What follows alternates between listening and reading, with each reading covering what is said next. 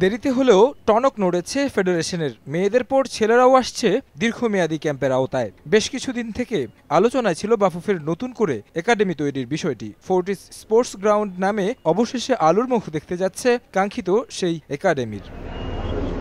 আপাতত দেশি কোচের অধীনে হলেও পর্যায়ক্রমে একাডেমিতে যুক্ত হবে বিদেশি কোচও। এরই মধ্যে পুরোপুরি প্রস্তুত অনুশীলন মাঠ। আবাসিক সুবিধার কাজ সম্পন্ন হলে মার্চের প্রথম সপ্তাহ থেকে শুরু হবে ক্যাম্পের কার্যক্রম, জানিয়েছেন বাফুফে সভাপতি।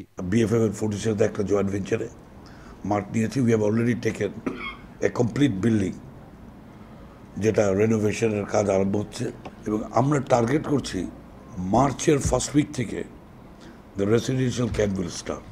60টা প্লেয়ার হইতে পারে, 12টা প্লেয়ার হইতে পারে। The only quality will stay. আমার একটা ফরেন টেকনিক্যাল কোচিং স্টাফ আছে, এই দুজনে মিলে কম্বাইন করে উই উইল ফাইনালাইজ ইট। বাফুফের ডেভেলপমেন্ট কমিটির সভাপতির দায়িত্ব নেওয়ার পর প্রথমবার সভায় বসলেন কাজী সালাউদ্দিন। তৃণমূলের ফুটবল উন্নয়নে বেশ কিছু সিদ্ধান্ত এসেছে বাফুফে। বয়স ভিত্তিক স্তরে বয়স চুরি নিয়ে কঠোর হচ্ছে দেশের ফুটবলের শীর্ষ সংস্থা। তাছাড়া ক্যাম্প চলমান রাখতে আর্থিক বিষয়টি বিবেচনায় রেখে ব্যক্তিগত উদ্যোগে ডিপোজিটের ব্যবস্থা করেছে কাজী সালাউদ্দিন।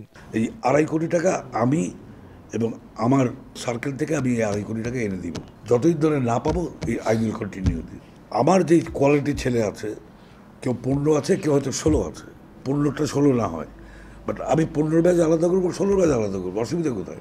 এদিকে এশিয়ার ফুটবল উন্নয়নের অংশ হিসেবে বাফুফের একাডেমি উন্নয়নে শিগগিরই জর্ডান ফুটবল অ্যাসোসিয়েশনের সঙ্গে চুক্তি হতে যাচ্ছে বলে জানান বাফুফে সভাপতি। Jordan will welcome you any time for training, matches, in general কথা হয়েছে। তারপরে দেন আমি আর prince Ali we decided to hand it over to the general secretary. Tariq Hasan Shimul, Somoy Sangbad, Dhaka.